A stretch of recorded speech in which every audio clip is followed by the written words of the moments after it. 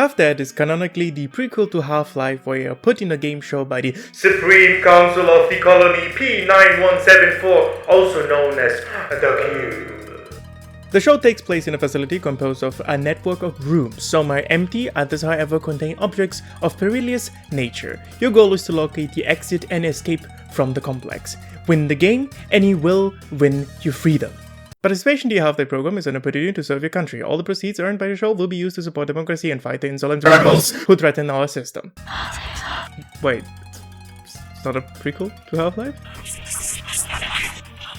Oh, it's based on a movie. Oh, yeah. I remember the movie with the crazy guy that kills everyone at the end and the retarded kid that survives. Yeah, you should watch that. It's a really good movie. Anyways, as always, let's have a look at the menus. And here we have a perfectly decent menu, except for the sound options, which consists only of master volume and a general feeling that this looks like a Legos put together. Let me explain what I mean. So here we have the main menu. Looks fine, except for someone forgot that you don't put white things on white backgrounds. Hey, I'm trying, okay? Pressing the settings button starts an animation that leads to the settings. Everything fine so far, but should you have a controller attached, there will be button descriptions at the bottom left side of the screen that will be overlapped by the settings. Why should you care?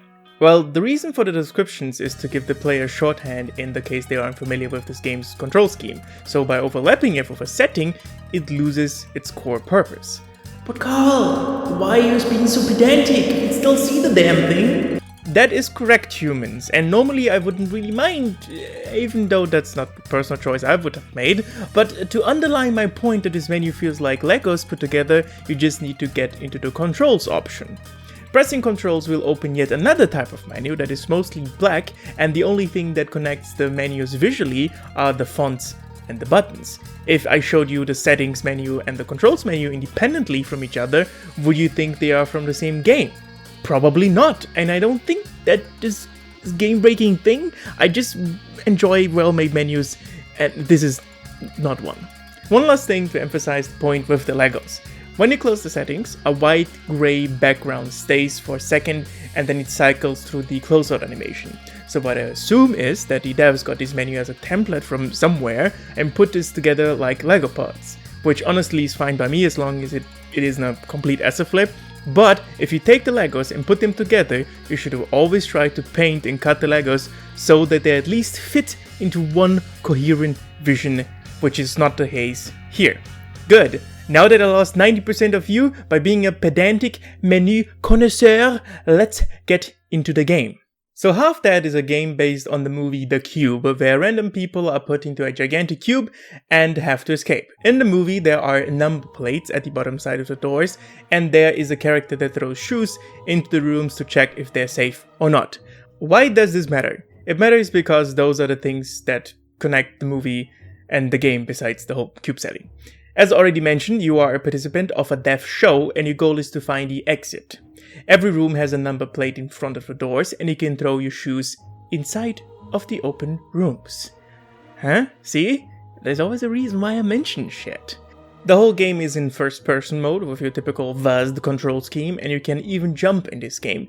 Jumping is kind of pointless since there are unreal stage hazards that force you to jump. You also have access to a map, which is equally pointless, unlike the minimap you see all the time. That one is a good map. Minimap good, other map bad. Okay, let's go mode by mode and try to explain how they are played. And supporting me will be Nothing Bucks TV from the Nothing Bucks TV channel. Check him out, links in the description. I see you, hi. Hello. Oh my goodness. Hello. This is quite jarring. Standard game mode. Here we have a random exit room. It could be the room right next to you, it could be the room on the other side of the map. There are rules for the traps and they are based on the plates. Remember them? Yeah, the numbers actually don't matter. It's about the colors. Blue color plates mean every room connected to it is safe. The room itself can still contain a trap. Green color plates have at least one room next to a trap. Yellow color plates at least 2. Purple color plates at least 3. And red color plates have all the rooms next to it trapped. Traps themselves have 3 categories. Category numero uno. Stationary. Those traps are your typical skin-burning flamethrower, skin-dissolving acid sprinkler, heart attack-inducing Tesla coil and Tesla discharger, as well as freezing ray and ice ray, and molecules-dissolving laser ray. While the rays open up from the roof of the rooms, the other traps in this category open up from the middle of the room. They're all pretty easy to avoid, you just need to walk. Just walk, and you should be Gucci. Category Nummer 2. Here we have the Night Stalker skeleton, the Pestilence skeleton, the Suicide Bomber, and whatever the dual chainsaw wielding monstrosity is. Probably a failed Astartes or something like that. Oh, sorry to mention that. I can already hear the Inquisition coming. Yep, they're definitely coming for me. So let's move on. Category Kazakhstan. No traps. Those are the traps that will only trigger when you touch the middle pad in the room, or they will trigger as when you enter the room. They can be plasma, acid, fire, or ice again, but you also have a black hole and black fans. They do the same thing. They literally do the same thing. You just never touch the middle pad in the room and you should be fine. Just don't touch the middle pad in the room. There are also spikes that cover the whole room, but as long as you stand on the doorframe, they can't kill you. There are also grenades, bombs that fall from the ceiling, but they explode after a certain time. So just move on to the next room. Yeah, can you tell that's not really like a challenge? Yeah, it's not really a challenge. Category Death traps. You go into a room, you die. The only way to find out if it's a death trap or not is by throwing your shoe into the room. The room will be closed by laser doors, and if you happen to walk into the room, you will die a slow death. Diagonal game mode. Same as standard, but the exit is definitely at the opposite corner of the maze. That was diagonal mode. Which one do you like more? Like the first one, standard or diagonal? I feel like standard is kind of better because it's like you have no idea where it is. Yeah. So the mystery stays in. Okay. Yeah. Let's try the next one. Long game mode. Same as standard, but the maze is only 3 rooms wide. It's basically choose the door game. Yeah. Wait, that's you. What? That's you. I see a person here. I'm right here though. Can you see me? Yeah, I can see you, and I can see you again. What? You're even like a physical object. That's funny. Okay, let's move on. Competition. Same as long game, but now you are trying to get to the middle faster than the other team. One winner. Same as standard, but it's battle royale without weapons. Non-stop mode. Same as standard, but there is no death traps. Oh my god, the movement animations look so weird. Just sliding everywhere. And finally, puzzle game mode. Colors are turned off in this mode, so you're basically playing around of Minesweeper. Should you find a death trap, you can be assured that there will be no other death trap surrounding it. That is really the only difference. Every game mode can be customized to a certain extent. You can change map size, difficulty, and time limit. I guess you can make the game harder that way, but for me it really didn't matter if I was playing on hard or easy, so I don't really see the difference here. Again, I assume this is an asset that the devs got from somewhere, but they didn't customize for their needs or felt the need to balance the whole thing. And that's basically it. Story is non-existent except for the stuff on the Steam page. Multiplayer is basically that if you don't have a buddy that is willing to play with you. Thanks, by the way, Nothing Bucks. So I will not mention multiplayer anymore because it's, it's basically that. And there's no reason why I should mention it. Okay, there are achievements for this game, but there are mostly just do Ypsilon thing X amount of times. And as we all know, those kinds of achievements suck huge dong. They suck so much dong that only half the people playing this game visited 50 rooms. That is not a lot of rooms. Honestly, there isn't much to say about the game. The gameplay is explained in 5 minutes and you will experience the same thing every round if you're playing this alone. But enough from me. Take over past Nothing Bucks TV and past me. Okay, good. I think we're done. Like, do you have any thoughts? Do you have your beautiful avatar? Overall, I actually think that if they just remade this in Gary's mod, I think it would have higher potential. because you have like the elements of death runs Yeah. and stuff like that. So one of the other things than that- I like is like the environmental agree. design. It's like so. Of course, the character models suck dick, Yeah. but I completely agree.